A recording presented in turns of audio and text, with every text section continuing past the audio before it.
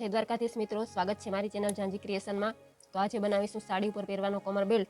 તો તેના માટે મેં અહીંયા એક કાપડ લઈ લીધું છે બ્લાઉઝનું। તેની લંબાઈ છે 20 ઇંચ અને તેની બેલ્ટની પહોળાઈ છે 3 ઇંચ।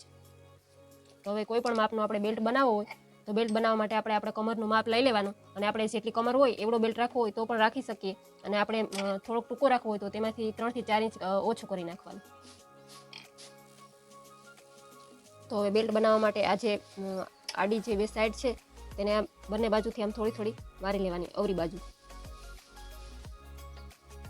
અને એક સાઈડ આ જે ઊભી સાઈડ છે તેને પણ થોડી થોડી વારી લેવાની।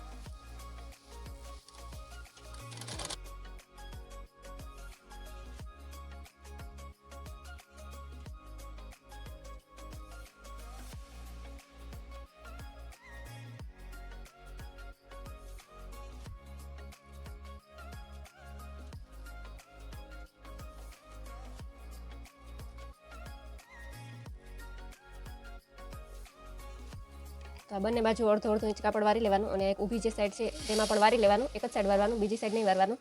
અને હવે આ કાપડ આછું હોય એટલે બેલ્ટને કડક બનાવવા માટે મેં અહીંયા જે સલવારમાં આપણે મોરી બનાવવા માટે કેનવાસનો ઉપયોગ કરી તે લીધો છે। તો બેલ્ટની લંબાઈ હતી 20 ઇંચ, તો તેનાથી 1 ઇંચ ઓછું લેવાનું, 19 ઇંચનું મેં અહીંયા કેનવાસ લીધો છે। કેનવાસની લંબાઈ 19 ઇંચ છે અને પહોળાઈમાં આપણા પાસે જે પ્રમાણે હોય એ પ્રમાણે લઈ લેવાનો, જેવડો આપણે બેલ્ટ બનાવવો હોય એવડો। અને આપણી પાસે આ કેનવાસ ના હોય તો અહીંયા કોઈ કોટનનું એવું કડક કાપડ હોય તેની પટ્ટીનો પણ ઉપયોગ કરી શકીએ। હવે આ જે કેનવાસ છે તેને આવી રીતે વચ્ચોવચ્ચ રાખી બેલ્ટની અને તેની વચ્ચોવચ્ચ એક કાચી સિલાઈ લગાવી લેવાની, તેને પછી ખોલી નાખશું પણ પહેલાં એક સિલાઈ લગાવીને તેને સેટ કરી લેવાનું।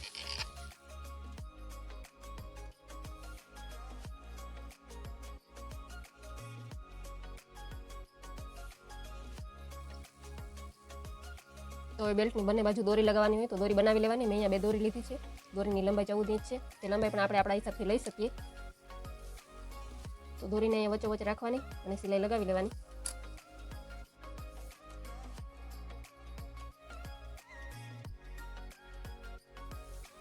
તો બંને બાજુ દોરી લગાવાઈ ગઈ, હવે આપણે બેલ્ટને વારશું। તો બેલ્ટને વારવા માટે આ જે ભાગ ઉપરનો વાયરો નથી એ ભાગને પહેલાં રાખવાનો આવી રીતે, અને આ જે વારેલો ભાગ છે તેને આમ ઉપર રાખવાનો અને અહીંયાથી એક સિલાઈ લગાવી દઈશું।